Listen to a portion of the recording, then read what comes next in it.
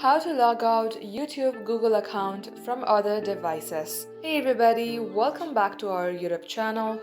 In today's video, you'll learn how you can log out of your YouTube or your Google account in your device. So without any further delay, let us jump right into the process.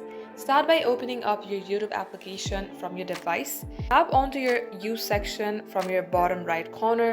Here, tap on Google account at the middle option. It will land you onto your Google account page. In here, tap on Security tab. Then scroll below and under your devices, tap on Manage all devices.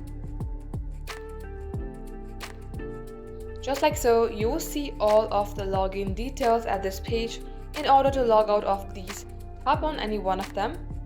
Then you will see Sign Out option. Tap onto it and tap on to sign out. Just like so, this is how you can log out of your YouTube account from your devices. That wraps up today's tutorial. Thank you for watching the video till the very end. In case it had helped you in any ways, then do like and subscribe. We will be back soon with more tutorials like this. In the meantime, stay updated.